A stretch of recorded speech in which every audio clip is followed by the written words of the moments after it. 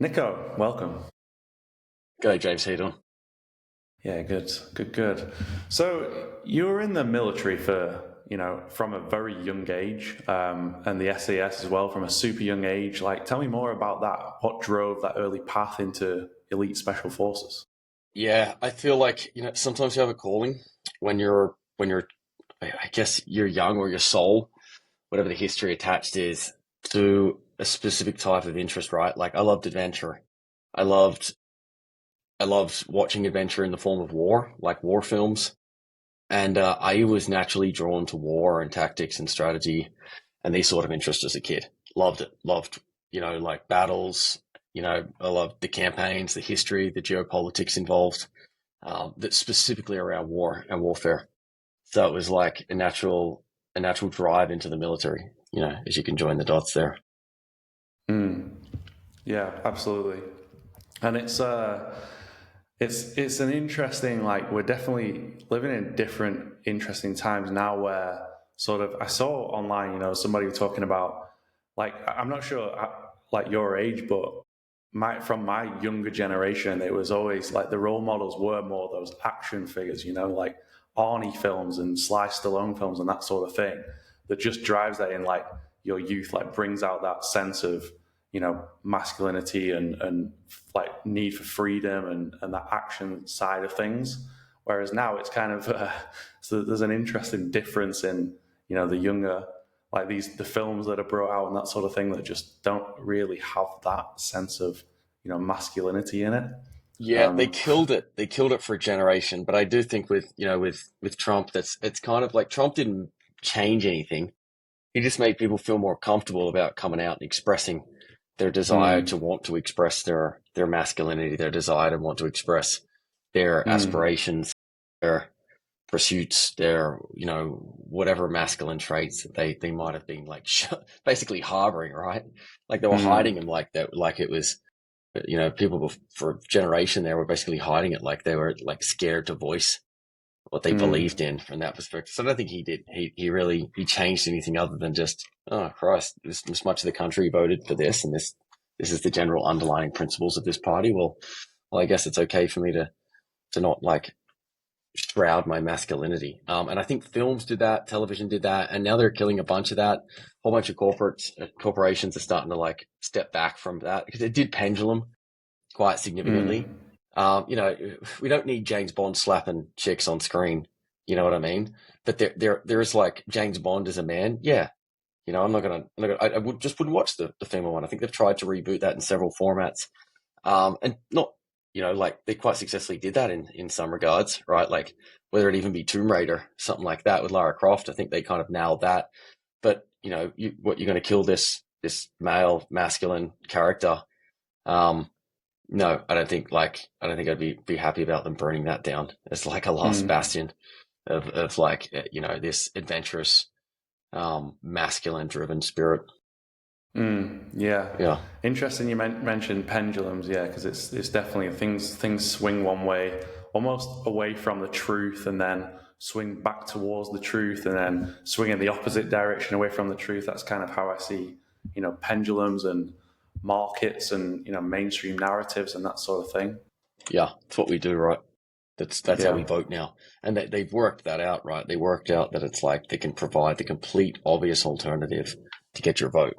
And that's kind of how it's been. We'll see. We'll see, right? Yeah, just talking politics for a while, I guess, which, is a pretty divisional thing. Like I think the Democrat Party in America just don't get it, right? Like you literally went up against Donald Trump twice and lost. Like if there was someone you probably should have beaten, not to undermine him, he's obviously pretty remarkable character. Like whether you like him or don't like him, like his ability to do that is very impressive. But it's also like that was your opponent, and you had what people who have got like an infinite line of people who have 40-year careers, etc. In the game of politics, and you couldn't beat him at it. Well, maybe you should have a look at yourself for trying to force dog shit down the throats of Americans, like that person was entitled to win it, and that the opinions of the Mm, Americans didn't matter, and deserve what you mm, got. But I would like to think they'd get a wake up call from that. about where American hearts and minds and energies align.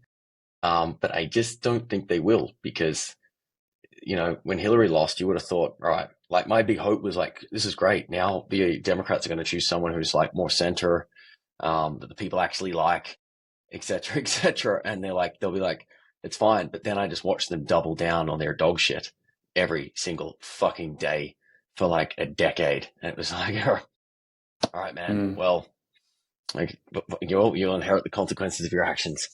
And, or we will, right? As a universal people, right? Watching the Holy Roman Empire elect its governing body, and we all inherit the consequences of that empire. Yeah, no, it's an interesting point you make about, Trump just almost being that role model for, just come out, speak your views, be vilified, but it's all good as long as you have courage and remain on your path. Then you said to me before in a previous conversation, like, speak the truth. It's the fastest way to authenticity, or something along those lines. Yep. The truth will set you free. It's really interesting perspective. Is that always something you've kind of had a philosophy of? Integrity was drilled into me as soon as I joined the Navy at 17. My grandfathers were rock solid. My mother, everything right in the house was all aligned with integrity. So to be honest, I had an easy road when it came to integrity, and I had a pretty confusing road when it came to not integrity. So it was rather obvious to me. And then when I got into the Navy, they're like founding principles, right? Were loyalty, integrity, courage, honesty, and honor. And the one, integrity, was the one that really got drilled into. Loyalty and integrity were the two biggest that I found. Like honor, I feel like it all comes under integrity to some degree. And integrity can be like the overarching principle of all of those. And then that was universal in the army. And it turns out that was the universally defining characteristic that decided if you even got approved by your commanding officer to attempt SAS selection. So when I went for that, you've got to have your troop commander, then your OC, and then your eventually, like, your basically your CO, commanding officer, right?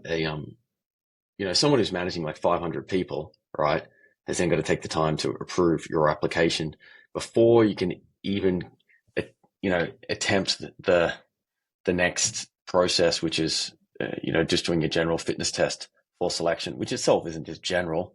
It's like running in full equipment, full camouflage. It's basically sprinting for 3.2 kilometers, a 20-kilometer pack march, all these sorts of things, right? Like a 15-kilometer run in your entire equipment with rifle and all these things. So it's not like it's easy, but it's like, and then should you do all of that, you get a shot at even turning up to selection if they still choose you to turn up. From, the applicants might be like 1,000, 2,000 applicants, they might choose 300 people to come. So anyway, but without integrity, that's the gateway. That's the foot in the door. And the thing is, when the CO signs you off, he's got to basically sign off that they have never witnessed, nor has anyone under their command witnessed, any moment in history of your entire military career that your integrity was in question. Lying, white lying, misleading, et cetera, questionable. Their name is reputation on the line as a commanding officer and whatever. So yeah, you'd say integrity was pretty well beaten in. And then imagine those guys that get in, the degree of integrity they have, I would say, is even higher, because small teams from operating individually or operating two persons or above means that all of a sudden the reliability when handling Australia's complex problems, governmental complex problems, right, as a strategic asset, means that one fuck up could cause a disaster, a diplomatic disaster, if not, full blown war, and or like conviction of espionage or some shit like that, right? Like something pretty significant. So it means that leaning on each other for that trusted integrity that will never be broken. So help me God, I would rather die than have my integrity breached. I would say, yeah, the SAS inbred that into us. But to go further now, how I look at integrity is that the definition of integrity is when your words, thoughts, and actions are aligned. But that is also the definition of authenticity, which the frequency of authenticity is 4 times higher than the frequency of love, because they can measure it, right? They can measure it leaving the body. And love, everyone thought was the highest. It's actually authenticity is the highest frequency, 4 times higher than that of love, right? So you've got integrity, you've got authenticity, and then you could say integrity is really synonymous with truth, right? So by this calculation alone, these things all being synonymous, that means the definition is the same, right? Truth is when your words, thoughts, and actions are aligned. So that's like when you're speaking your truth, when you're thinking your truth, and when you're acting in your truth. It means you're not misleading yourself, because most people's lies don't derive from them necessarily knowingly lying. They derive from them telling themselves bullshit and believing it and like misleading themselves. Now, something interesting which I didn't know happened last year when I read a lot of different spiritual books. I think that the one at the moment, I've read the whole Bible. I finished that sometime last year, but I kind of always have one I'm reading or other books, audiobooks I'm listening to, and do about a one a week in the gym, maybe one every couple of months, just taking the time to read through it all. But one thing I learned from reading the Hindu and the Buddhist text is that the definition of joy being, what we know in the West as happiness. Happiness is a temporary moment. Joy is like it can be a permanent state. Joy is actually the exact same definition as integrity, which is when your words, thoughts, and actions are aligned. It means you're not in conflict with yourself or the external world or anything. You are who you are, come what may. And there's joy in that state, a permanent state of joy. And it's like, when you're like, I'm not happy with this state of life, I'm not happy where I am. And it's really, that's where the problem is, right? But on the surface level, from observing, you're angry, you're rude, you're this, you're that. And it's not because you're rude and hate someone or hate these problems. It's because you're not taking action with who you are underneath all of that in these layers deeper. Whereas you really get to the core of it, you're like, I didn't do what I should have done and follow that pursuit, or I'm not following that pursuit, given it's still always on my plate. And therefore I'm angry with myself. I haven't been truthful to myself. And then that's kind of like the seed of you being grumpy in the world, being unhappy, being angry, being quick to snap, being, all these things, right? So yeah, I guess you say, coming back to integrity, like I find integrity it's always been there, but not to the depth that I now intellectually and I guess energetically like comprehend it. So yeah, it's definitely the pillar, I would say, and it's definitely the pillar for the company at the moment. Like the guys come to me whenever they talk about something, and I'm just like, I immediately just go authenticity. Like, just be you, be exactly who you are, answer exactly what you know, or whatever. Do not try to overthink this or problem solve or this or that. Just care, give a shit, take care of the person and their interest in the best you can with the deepest level of authenticity in the interest of that person. And I promise you, everything else will follow. And when they do that, that works infinitely well for everyone. Yeah, I love that. Super fascinating, and I resonate a lot with what you're saying, and also like, so I'm kind of really interested in David Hawkins' map of consciousness, which talks about the energetic levels and how those frequencies, how those frequencies integrate, and it's very interesting because I just resonate a lot with what you're saying. I've got certain frameworks, and it is like you say. Not telling the truth. You are blind spot. Your blind spot is your own ego. So many times when you look back at situations, but upon that reflection, you can have awareness and then overcome. And learn and grow. And I genuinely think, I totally agree. I think almost the whole point of life is to live authentically and learn to live more and more authentically, and like dissolve your ego and find that truth, find the choose love over fear in ever more challenging circumstances and that sort of thing. Yeah, and it's love for yourself, and doesn't mean choosing love is going to be easy. It's not the idea of it's not easy. It's actually probably the harder one. It takes more courage to choose love, right? To choose love for yourself, or a lot of fear is like fear out of love for yourself, or love for someone that you love, or a fear of attachment, really, to one of these external things, or an internal state, right? So it's like this conflict with ourselves, really, that people are cycling through. Choosing love and choosing choosing truth, let's say, for yourself, is like really choosing to step in and take actions, say the things in defense of yourself, say the things that you believe in, say your truth, regardless of what happens. And even if it changes tomorrow, because yeah, you should change your opinion. You know, if you get proven wrong, or you learn information that contradicts what you said the day before, or whatever that might be, it's like, yeah, change your opinion. But whatever I believe in now, right now, today, I'm going to say it. And I'm not going to say it the same thing tomorrow just because I want a continuation of the narrative. No, I will say the same. I will say whatever I believe tomorrow. So help me God. Um, and I find just being in this state means that you actually get out of your head. And there's actually a quote out there that's, it's probably about 150 to 200 years old now, but it's like, don't never lie, and then you'll never have to remember anything. So it's like, it's basically just means that, like, you know, the only reason most people are stacking certain things in their memory is so that they don't lie, right? Because if you just draw from your body energetically what you think and what you believe, you know, it's like it comes up pretty quickly, right? And it comes up exactly as it was, and you'll never have to remember this story so that you can tell people that particular version of the story, right?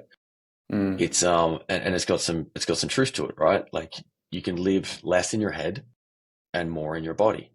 And when you live more in your body, things come up initially, right? You'll actually be far more uncomfortable because all the old shit that you just ran away from forever will start coming up. But if you have the love for yourself and the courage and to step into that, like balls out, charge into old problems that you never dealt with, and even better, you actually go and have a hard conversation or a truthful conversation with that person and rock the boat and have real, genuine conversations, then you are going to start to like excavate all that shit, get it all out. And then you'll start getting more and more in touch with a deeper level of truth of who you are, because it's really just authenticity. Authenticity is a reflection of who you truly are, right? You're genuine, this is who I'm meant to be and who I actually am.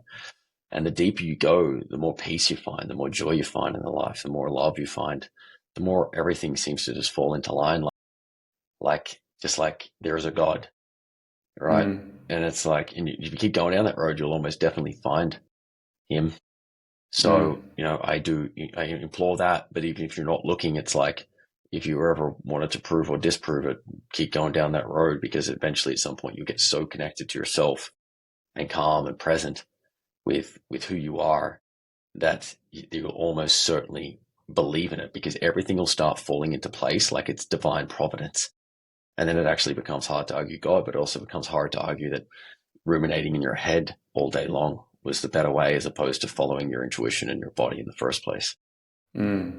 Yeah, fascinating, and interesting that you sort of tied everything that you were saying into, you know, bringing that culture into Odin, as almost values and principles for your team to follow as well. You know, just go straight to authenticity, because I can imagine that's just incredibly powerful to lead and build a culture based on those like foundational values.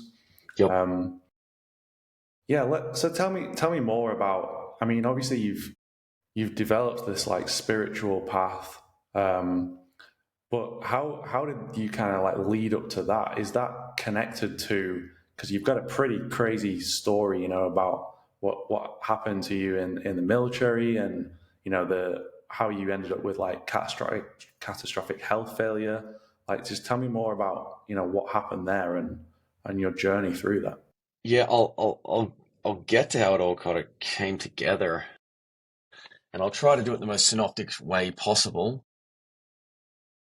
I left home at 17, 10 days, and joined the Navy as an electrical engineer. I did that for a couple of years, and it was not what I wanted to do, but my mother would not let me join in any combat corps, right, unless I had an education.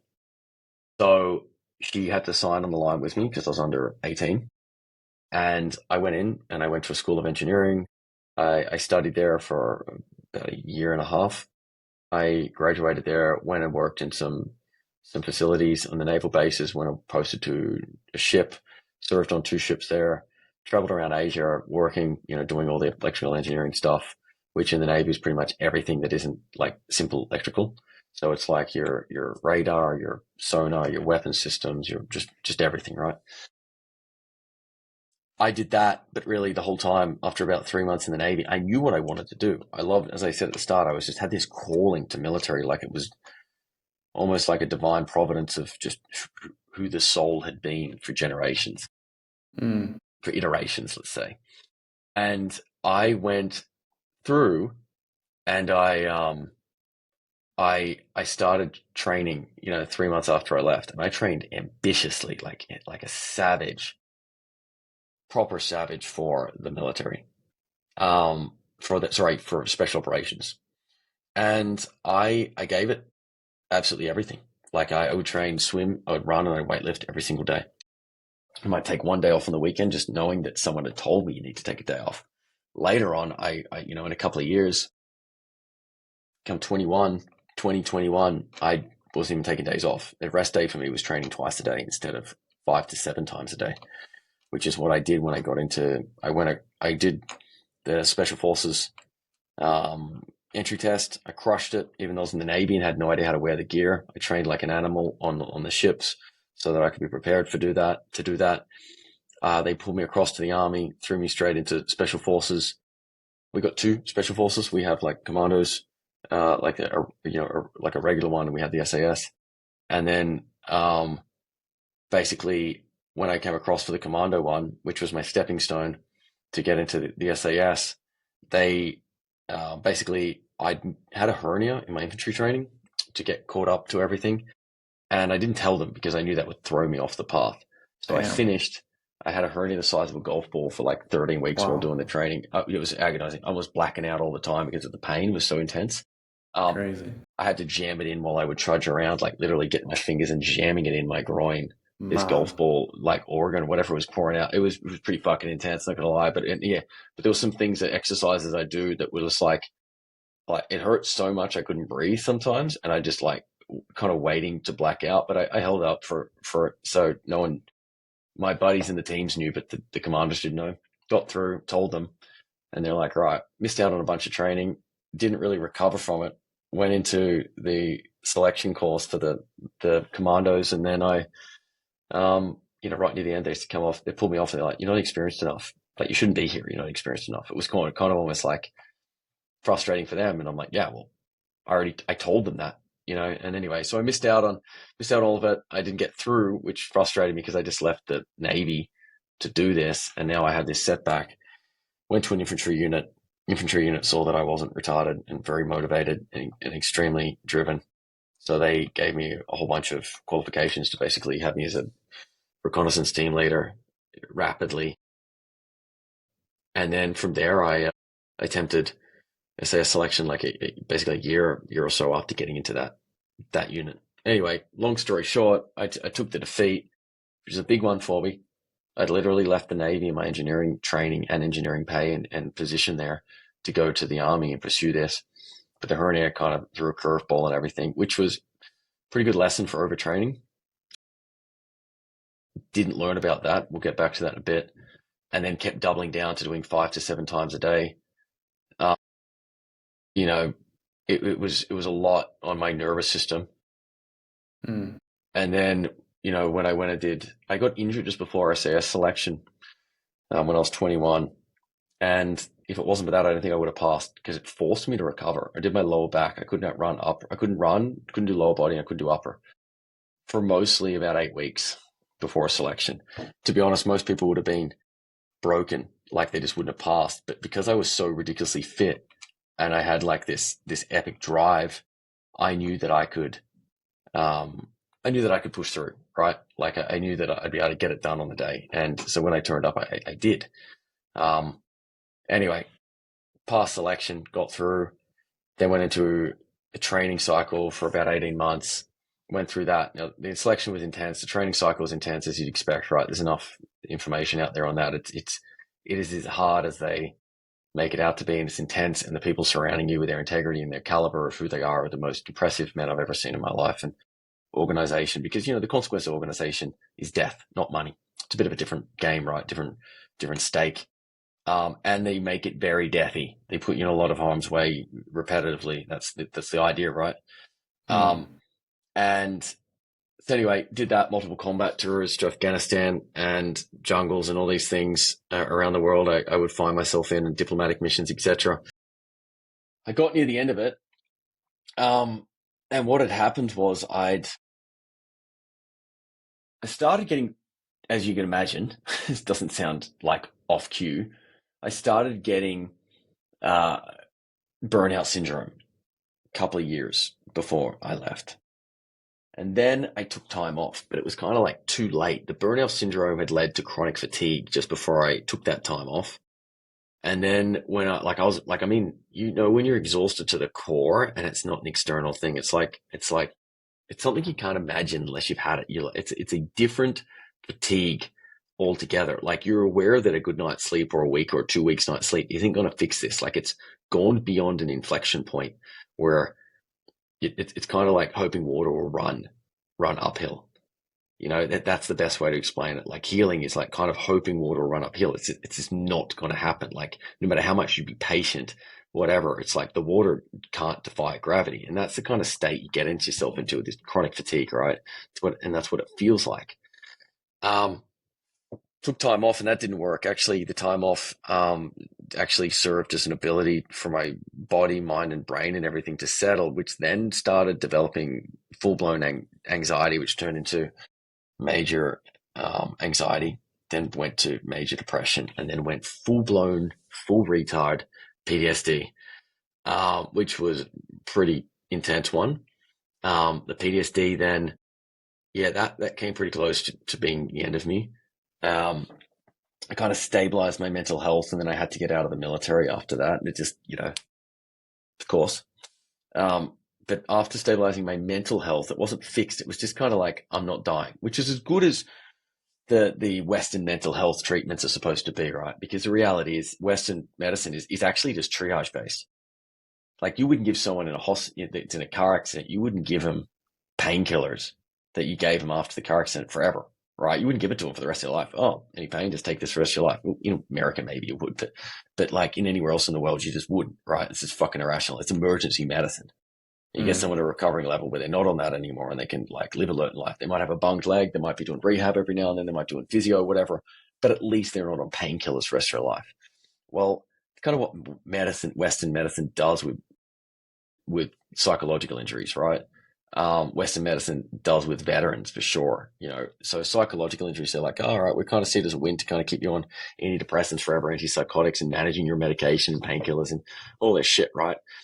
And we know that they fuck you up just as much. You may as well have just chosen to fight your way out of the PTSD alone, as opposed to like using medicines, right?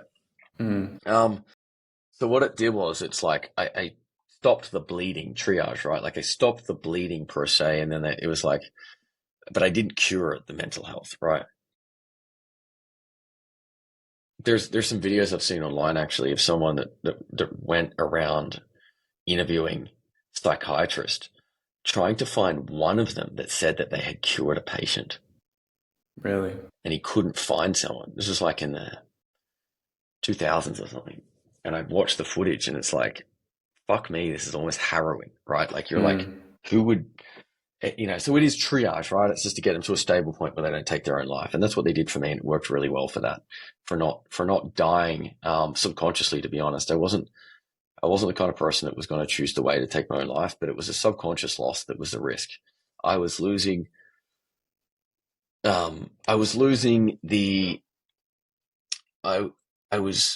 battle with my subconscious that wanted me dead. And they helped stabilize that. So God bless them. They did a great job, but it didn't resolve it, right? But in the West, no one expects it to. So that was normal and a success case, I guess. I then, had to get out, but I started noticing that chronic fatigue and all these things was actually getting worse. So the first year out, I was sick 10 months of the year. The next year, I was sick probably 8. But what it wasn't like sick as I knew it. It was like I normalized being broken and fatigued and exhausted. I class sick as being vomiting in a toilet or shitting myself or bedridden. But what I'd actually miscalculated the way I calculated. So really the second year I was just permanently sick until I got within about 3 months left of living. I couldn't talk to people. I couldn't do whatever, right? I was done for. no matter what I was doing in my favor, I couldn't work. I was just, you know, kind of hoping not to die, really hoping not to die, right? I still have my journal notes from every single day. Like, it was just like, this is where I learned the difference between misery and depression. Depression is like a sickness, and misery is like it's from circumstances. And it was where I was, I was miserable. I was like, I regretted existing and wish I didn't wish I regretted existing, and I was only existing now in the hope that one day I won't just be existing.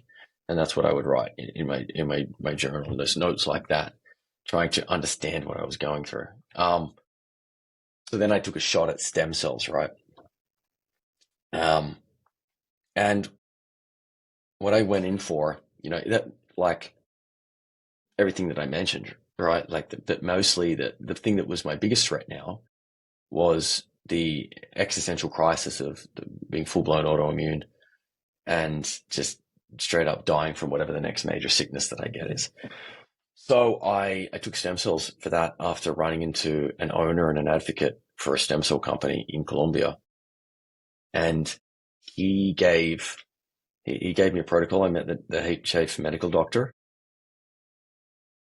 probably alive because of her, because she was the only one that could convince me, because it was going to cost me 40 grand or whatever, right? It was going to cost me a lot. In total, I had to make 3 trips to Colombia, and I couldn't live in Colombia because of the altitude and all these things. And anyway, I saw her and she goes, Nick, I can't guarantee anything, especially because you're so far gone. You're so far in the red that we might not even be able to save you in time or do anything in time. She goes, but I can't tell you I can help you, but I can tell you anyone that's coming in with autoimmunity is 100% autoimmune free. I just said, well, fuck it, take my money. It's no good to me if I'm dead, so let's do it. And I did it. And this was back in the day. Stem cells has iterated significantly now, but this was back in the day. And now it's probably 7 to 15 times maybe more effective, I would say, with exosomes and all these other things in there that they're doing now with research and development. But at the time, it took 3 months to kick in. Around 2 to 3 months, it was like I was getting worse. And then all of a sudden, one day, I just started getting better. I started stabilizing. I started getting better, but life was just a little bit less miserable every day as I got a little bit more and more access to life. And I started smiling a little bit again. That's how I was objectively able to determine how I was. I'd start smiling. I'd actually have a conversation with someone, like say words to them. Because before I didn't have the energy for words. I just didn't have it. I could make phone calls and things. I like talking to the shop clerk to get a can of tuna or whatever was a challenge for me. So anyway, went through this journey, and stem cells it regenerated everything, right? As far as I'm concerned, at that point, the mental health was not even a real challenge anymore because I didn't have this overwhelming physiological challenge behind me. Mental health pretty much dissipated. They did intrathecal, so it went to my brain, which healed any of the damage done from explosions, TBI, which healed any of the physical challenge things that had been disrupted that affected the mental health, healed everything throughout my body. So I got my hearing back for the most part, my tinnitus back for the most part. I stopped clenching my jaw from stress. I could sleep again. Sleeping again was really nice because before I was drugging myself, but it wouldn't work because I just shake constantly in my sleep. I could sleep again. I got back into normal sleeping. My hormones balanced. I got off all medication. The viruses that were active in my system, dengue fever, Epstein-Barr, Ross River fever, and a bunch of others from a viral specialist that didn't have names for them, they all gone and, under control. I'd say that metal poisoning is gone. Whether that took a little bit longer or not, I don't know. I didn't notice it, but that's not a problem. And the chronic fatigue, fibromyalgia, and autoimmune is completely gone. I'm probably even missing things because those things went right. They were the existential things that were not the hearing or whatever that was causing me problems. But the interesting thing was that over the next year or two, my shoulders completely healed. So I couldn't turn a steering wheel when I left. I was able to stabilize that a little bit, but it's like the damage was done. It was fucked, right? I was able to use my shoulders completely again. I was able to use my knees again. My back and neck was so damaged they used to seize up all the time, where I just moved like this for probably like 4 or so months of the year, where it just seize up on my neck, on my lower back, and I'd be like a Lego, just moving like a block. They fixed. They're fixed. You know, no sign of the hernia, because it used to, like, every now and then pop up a little bit. Broken right leg, foot, and ankle that was having troubles. No issues there either. Absolutely everything healed, even the things that I wasn't even aiming to heal.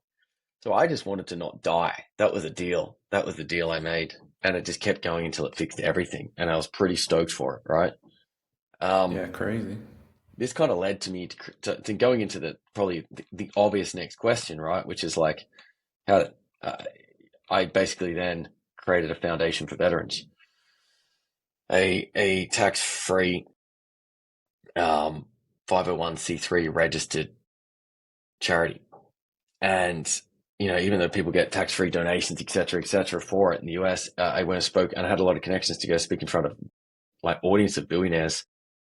And I could do it, and I could get everyone emotionally moved, but I couldn't get anyone to donate. And it actually made me realize it's like, no one, no one really gives a fuck about veterans, right? It's actually veterans who create veterans charities, veterans who create veteran causes, etc. No one really gives a fuck, right? They're kind of like, oh, you made your bed, lie in it, sort of thing. And I learned that, and you know, most of it's lip service, and I stand by that, right? Like it's pretty obvious in America.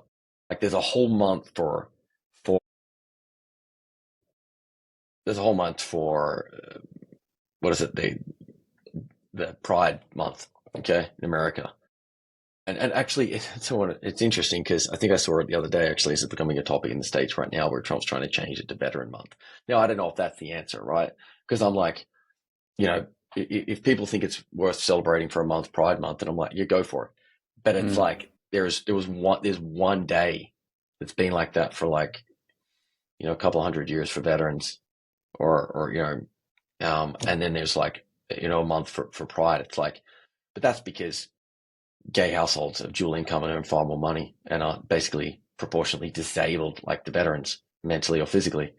So that their wealth pandering is much higher, and that's kind of America's capitalist that works on that.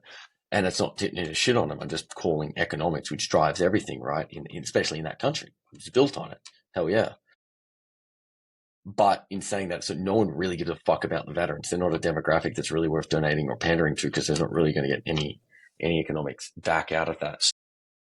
That became really challenging to drive regenerative medicines, especially stem cells, into the interest of the public. Everyone wanted to work with me, provided I was paying the bills, and provided, you know, no one was really concerned with helping too much on how to get donations drummed up. It just wasn't going to happen, right?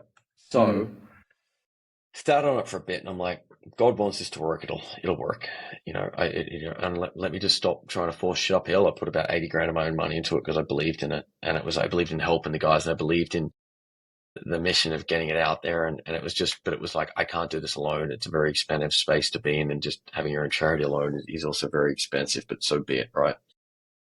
But then I'd sent a buddy of mine, a tech entrepreneur, to go get Alex Murka, to go get stem cells in Colombia. He just asked me about it, and I'd forgotten, to be honest. I'd really kind of forgotten he'd done it, because so many people were coming to me asking me about it, and I'd be like, oh yeah, do this. I'll put you in touch with a group. They'll be like 1/3 the cost of these guys, and you get done. I'll make sure they overtreat you, give you extra cells, all this shit. And he went down there, and before I knew it, I was hiking a mountain with him in Patagonia, and I'd forgotten that his knees were fucked, and he went and did stem cells for it. Like, I just, until that moment where it clicked again, I'm like, that's right, he got his knees done.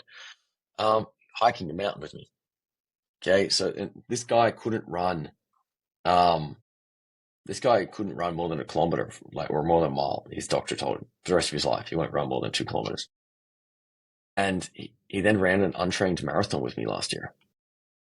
And you got to remember, both of us had fucked knees, right? Like, I stopped running when I left the military. Not because I didn't like running. I fucking love running. I love running in the rain. I love the liberty of running. I've always enjoyed it. It's like a meditative state for me, but I couldn't do it anymore. My knees were just, kneecaps were worn through. Kneecaps recovered, ran an untrained marathon. I've ran 2 now. He ran 1. And it's like, actually the third partner, the doctor, also had fucked knees as well. And he ran it. Because it's like everyone went through their own journey of putting this to the test before anyone ever conjured the idea of a company. They're like, this is fucking miraculous. So he hits me up on this hike in Patagonia. He's like, so what does it look like if we put together like the biggest stem cell company in America, like the biggest brand? And I'm like, well, you got this challenge, this and this, and you could do this, but you'd have to start here and do this. And this is how I'd kind of do it. And he's like, okay, cool. I kind of had a lot of experience in it being a success case for most broad range conditions. And also, by just giving a fuck about people and building relationships and connections and learning it, and people driving information towards me. And he's like, cool. What if you ran it? And if like with your story behind it? And I'm like, let me sit on it. Cause it's like, I'd already kind of been down the veteran charity route. And I was like, that's what I actually cared about. It's like, fuck, I just really wanted to help veterans. It's not really I didn't know if I really wanted to run a company. I came back to a few weeks later and was like, you know what? Let's fucking do it. Let's do it. So like, let's do it on this condition. This is how I help veterans. Because the mission of the foundation wasn't to treat veterans as such. It could never afford to treat all the veterans. It's a never-ending list of guys coming through trying to treat. I'd never do it. I'd just be dangling a carrot and throwing up the almost entire majority of people that I couldn't actually help. So that aside, I just kind of, we stepped into it. He agreed to help the veterans. He's like, yep, done. Which being the goal, but the combined goal of the company, the combined goal of the charity is the same answer. To basically, to blow this so far out of the water with educating the people that stem cells becomes available to serving military and former military from VAs in Five Eyes, which is America, Canada, England, New Zealand, and Australia. Problem is everyone follows America. Everyone follows American VA. What's the newest thing American VA is doing? It's like, really? And then in Australia, they've gone so far as just follow the FDA on everything medical because they're fucking cowards. Call them spade a spade, speak my truth. Yeah, I'm pretty sure the British Empire, we know what our leadership is. The leadership have turned into like, they get put in a position to take authority. That's the defining factor of leadership is responsibility. In your authority, you're responsible for your decisions. And they do everything in their single fucking power not to take it, and so do the generals because they become politicians at those levels. So it's like, so essentially cowards, and that they double down on that, on the cowardice by now outsourcing responsibility to follow what America does. So it's like, it's like, oh great, well they're not going to get it unless you get it out in America, but so be it. America's where you blow this solution up to get it across Five Eyes, which is predominantly the people that I went to Afghanistan with and served with. Had American pilots, had British, we had like Canadians, we had like everyone was, our unit, man, would always have members from every other nation floating around, right, in that Five Eyes community, permanent exchanges with each other and combat missions, etc. Right. Americans flew me in and out of every combat mission. Every single one was an American. So it's like, you've got my loyalty there. They came out in snowstorms, blizzards, we almost had helicopter crashes in the fucking air, like getting shot at out of the sky and shit. It was fucking chaos because we're always searching for like a good old gunfight. That those guys there, it's like, as far as I'm concerned, I serve 50% of people I serve with were American in war. So it's like, so driving this from an American point of view just made sense, felt right. And that's what we did. We went and started the company and just took all those special forces principles, I would say. Special forces might be a bit too broad, but took all the SAS principles and everything that I'd learned from leadership and like an organization and the good points, the bad points, my own journey of healing, my own spiritual journey, my own human development. Like, as I end up stepping into that space for a while. Like with it, but there's a men's community I'm a part of that's just like kind of like forging like genuine savages again, but like like calm mind, savage body, open heart sort of energy, not like this just brute or like cold energy or whatever. No, like really balanced. So I took all these principles together as the CEO and kind of incorporated them into the company. And don't get me wrong, like Alex bought his zone of genius. The doctor bought his zone of genius. He's not like a traditional doctor, because traditional doctors are genuinely pretty terrible at business and really good at running clinics, which we capitalized on, by the way. We're just like, actually, well, let's not mess with the doctors. They're really good at doing this. Let's just let them do that. Why would we reinvent the wheel and do that? It's going to slow us down anyway. So yeah, so we did it, and we are blowing up faster than we can even possibly imagine. And we will achieve that goal of becoming the biggest brand in America, and therefore probably the world, because if you win America, you pretty much stamp yourself on the world. And that's what we're doing. And the people we hire and the culture we set are be authentic and give a shit. We don't hire salesmen, we hire advocates. They don't even need to be educated in sales. We don't want that. We want someone who gives a genuine shit enough, like heart opened, about another human being with a strong work ethic, right? Like if you're not here to achieve this mission, fuck off. Like you're not fit for here. But if you are, I will have your back every single fucking day. And it's like have an open heart and care about these guys. You're not trying to push someone into a sale. You're just holding their hand and walking them through an education process to make them feel comfortable with you, with the company, with trusting the process, with trusting who we are and what we do to get people helped. And ultimately the best quality outcome they can get from this modality of regeneration, right? Which is pretty damn broad. It is pretty remarkable. I see people going through transformations all the time. Like, and I'm talking ridiculous shit I've never even heard of before, that comes up and you're just like, I've never even heard of that before. How are there clinical trials to success on this? And then they'll go through the process and they'll regenerate to whatever degree their body will allow. I'm not even allowed to sit on here and kind of outline what that is, but let's just say it's nothing short of fucking miraculous. And I'm pretty stoked and pretty proud of that, of what we're doing and what we've done. And we have infinite sort of testimonials to that, right? But the culture is care. Hold their hand, educate them, make them feel comfortable in the decision, no pressure environment. It's medicine. If they want to do it, they'll do it. If they don't want to do it, they won't do it. If they can afford it, they will. If they can't, they can't.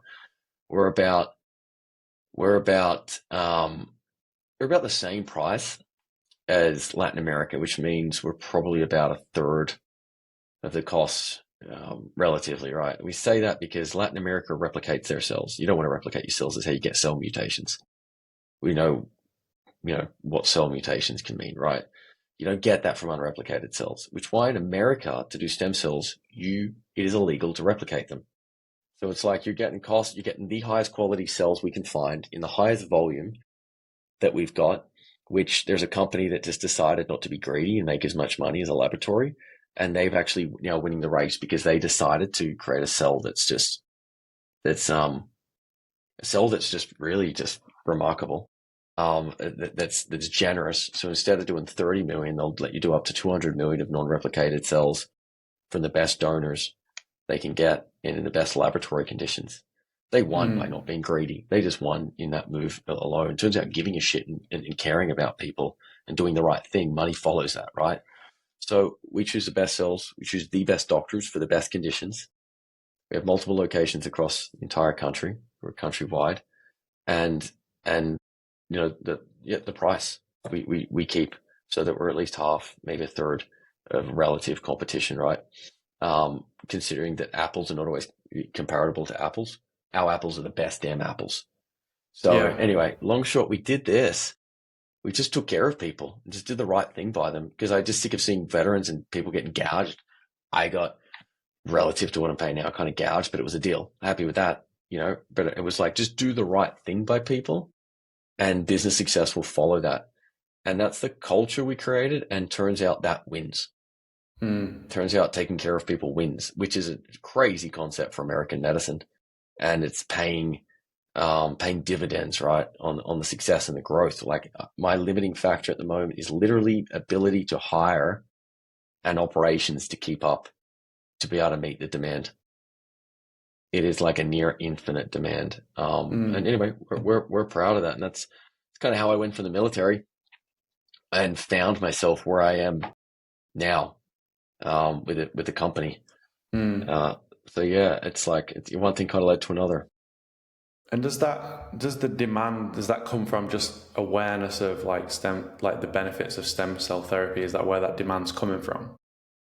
Yeah, well, it's like we're not a medical company, right? We deliberately did not structure ourselves like that, even though it's stem cells. You'd say kind of like that it's medicine, but it's regenerative medicine. But it's like the way we structured our company, we were actually able to market online. So it's Mm. like we're able to market online, right? And as a result of that, like people didn't even know this option was available, and they did not know it was available in America, and they did not know it's open for use in the United States. They thought you had to go to Latin America. You don't have to go to Latin America at all.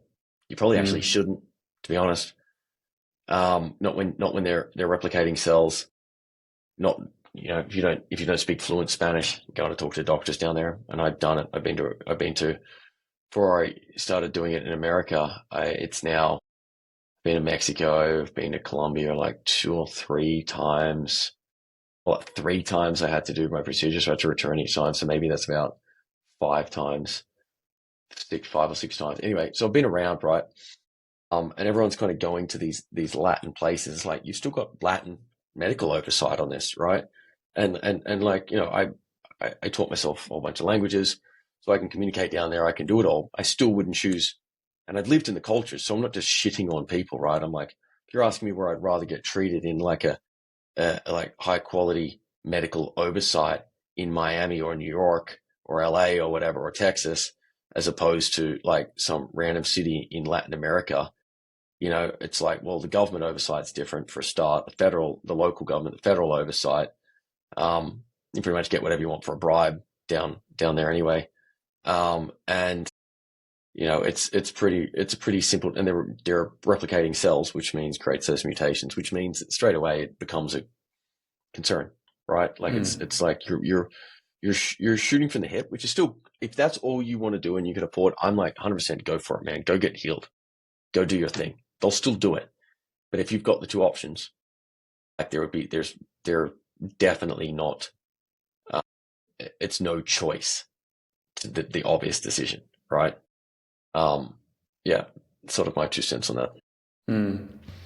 No, interesting to like, yeah, trying to understand the differentiators of like different stem cell therapy, because like I'm pretty ignorant to the therapy. I don't know that much Mhm. about it, but I've heard about it. I know people that have sort of just had a treatment and not really like seeing the benefits of it. But there's obviously like loads of different differentiators for like and reasons for success and not. And obviously, you mentioned it was like 3 months of treatment, of like continued treatment and stuff that Mhm. makes a huge difference. So Yeah, it works over 3 months, right? When I did it a long time ago, don't get me wrong, like I'm the best deal I've ever made in my life to get treated. I'm like, best deal. It's like I'm so infinitely grateful with the outcome of not dying.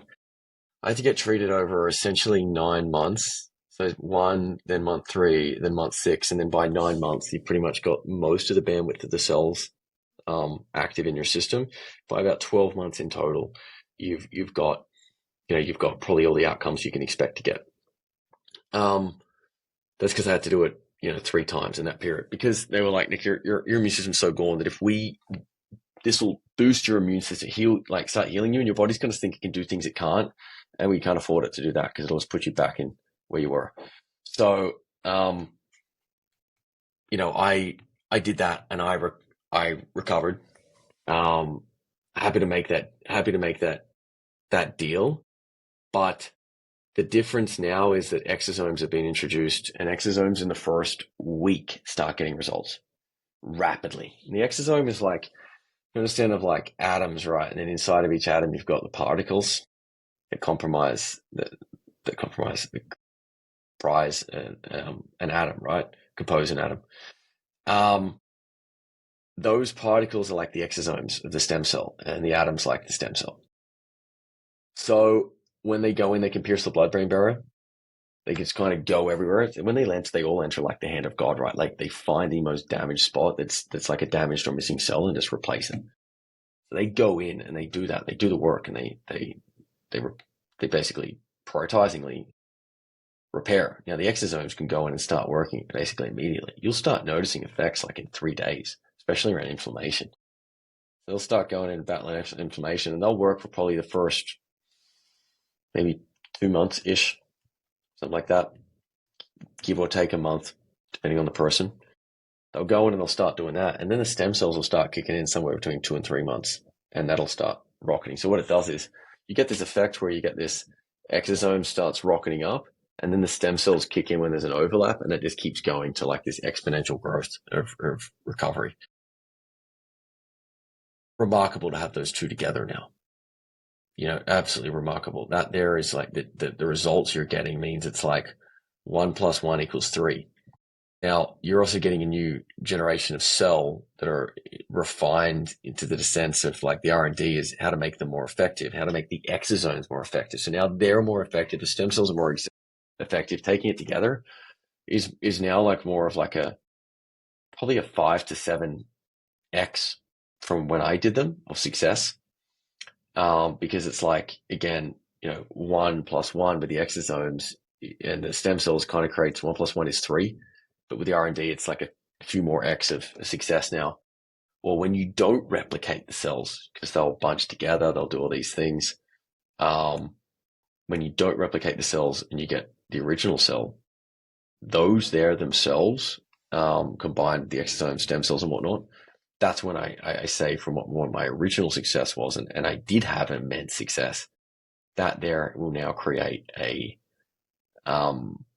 that there is probably why I say we're getting up to about, might be like 15x the success that I had, because you're able to do the same volume, the same numbers, non-replicated, R&D advanced cells, oversight in the United States with the best quality doctors, the best quality laboratories, oversight by the FDA.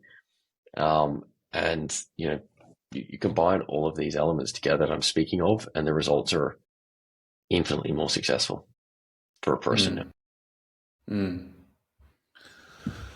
Yeah, fascinating.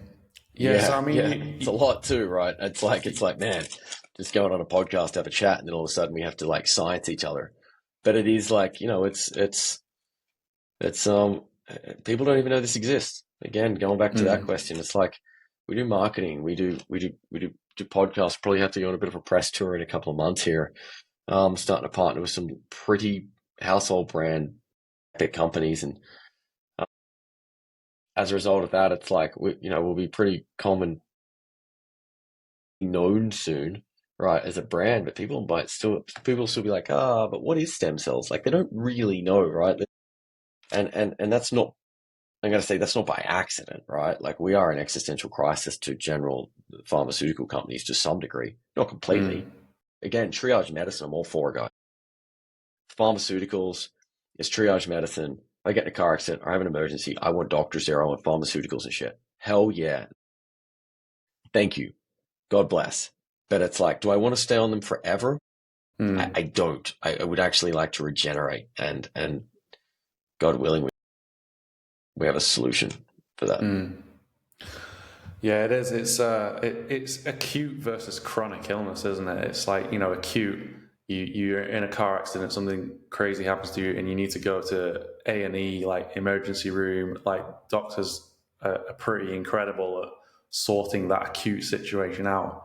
But then when it comes to chronic illness, like you said, it's crazy. Like you can't, the answer from pharmaceutical companies is to just, stay on drugs and what have you. And it's not the solution, it's not the root cause of the problem that they're looking for. That's just treating the surface level symptoms for, you could argue profit and that agenda, but you can, right? And it's like there is that. I mean, we can't pretend it's not, because there's lobbying.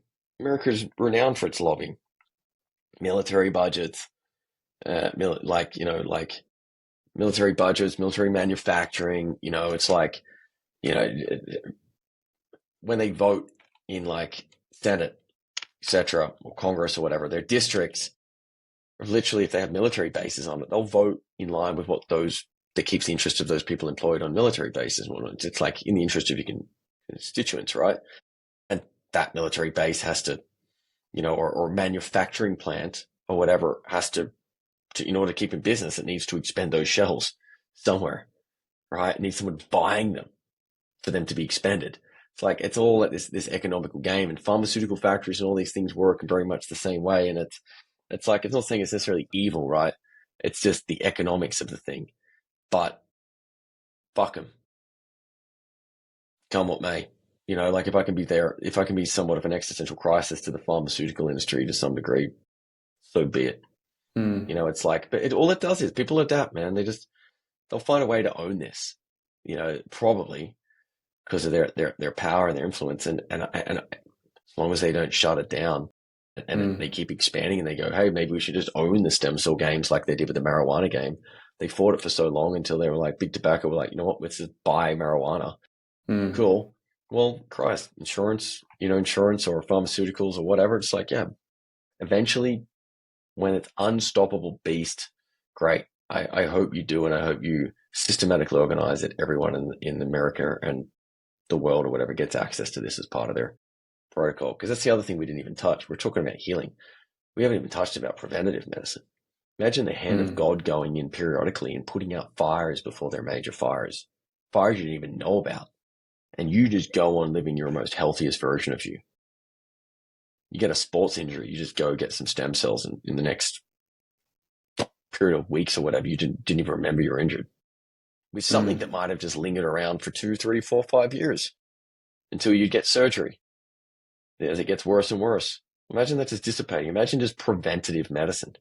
I'm actually pitching to one nation at the moment that can afford it.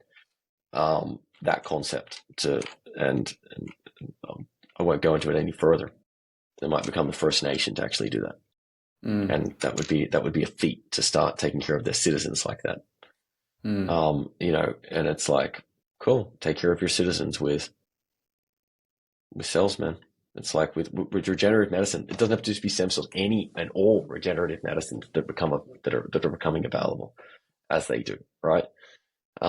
There's just hundreds of thousands of clinical trials that are successful in stem cells that you can research on the internet for pretty much any condition that exists. So it's like, you've got the evidence to back it up with this one. Yeah. So you ended up the CEO of Odin, like almost through not that wasn't the ultimate intention, and it's aligned with your mission now. But like, what's your kind of growth? Like, seems pretty epic. There's obviously the demand there. What are the big strategies, initiatives that you're putting in place, that you've got in place, that are just enabling that growth and the continuation of your mission? Yeah. I've got to be careful at this point. The things that I definitely share, right? It's getting like that. There's a combination of having team members and people that our team's pretty big, to say the least. And there's some power to having people that are capable of being dynamic, can work under dynamic circumstances in the fire, that are forged in the fire. Everyone comes on, like we take care of everyone. Like I make sure everyone's taken care of, right? And I eat last. That's actually an army philosophy, right? Infantry is when you really start to see they believe in it, when the commander is the last person to eat. And in the SAS, it's like the team commanders might not even eat if there's not enough time for it. And I believe in that and taking care of the guys, right? So they know they're safe. They know that I've got their back, whatever it might be. But it's like also it's a daily renewable contract to the degree that you've got to keep up. Like if you don't want to be here, that'll become pretty self-evident because you just won't be able to keep up. So being dynamic, being flexible, earning your position in the company, getting taken care of as a result of your success and what you bring as a result of just expectations and resting on your previous laurels in whatever company or industry. And it's like, and everyone can see how stoked everyone is to come and work together and be a part of this, right? So it's the culture that has become the success of the company and the mission that everyone believes in of what we're doing to bring this to the world and to help people, and the energy and interaction. And the doctors see that.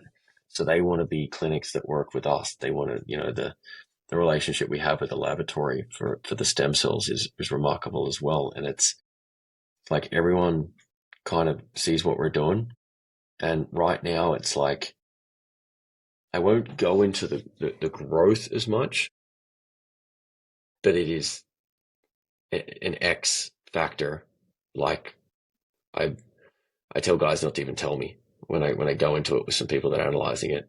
They're like, yeah, this is where we're going to be at the end of the year, considering everything just tracks healthy, not even like guns blazing, just healthily on this trajectory. And it's pretty. I could see it's pretty astonishing. I'm like, don't tell me. I don't want to know. I don't want anyone to change my perception of what's real and doable and not doable, because I'll do it. And it's like, I don't want any of your civilian fuckery influencing the strategy and decisions that I make for like goal setting and moving the company along and tweaking things. And, and again, it's like, that's why I need dynamic people that can move quick, that can be agile to fix things, that put out fires. I give immense control and trust in the heads of the teams. So it's like that, they can make strategic and timely, like directive changes and stuff if they think they absolutely need to. They certainly need to come to me for things. Sometimes I have a balance of, sometimes I realize when I get caught in micromanaging something and I'm like, what am I even doing? You can do this, man. You can work this out. Like, this is yours. And you're like, yeah, great. Thank you. It's like, it's like what we're doing, derives really from mission, culture, and taking the best people. And again, bringing it full circle to our first kind of like opening discussion. I've known a lot of the people, or someone in our team has known the next person that we hire for over a year, probably a year and a half minimum. Interesting. And that there facilitates that we don't hire randoms. We hire someone that is being personally validated by someone in the team as a person with integrity. Because what I knew in the military, what I learned when I come out of the military, from what I knew in there, took me a little bit to learn this, because I just kind of expected everyone to have integrity, because I got in there, in the military really young and whatnot. And then I was working around these guys that had like really high level of integrity. I learned that loyalty and integrity are the two hardest things to find in the civilian world. And then if you can find competence as a third trait, you've pretty much got a gem. And having that standard for your friends, business, romances, and because often those three will overlap, which is how we got to our guys getting their friends hired, because they've, and their friends still doesn't just get a green ticket and, in the door. They've got to like really turn up and go for it and crush it and believe in the mission and whatnot. It'll become pretty evident if they don't, and they'll go anyway. But yeah, that's kind of some of our like, secret to success on that front. Yeah. Awesome. Well, on that note, a really fascinating conversation, and really appreciate it, Nico.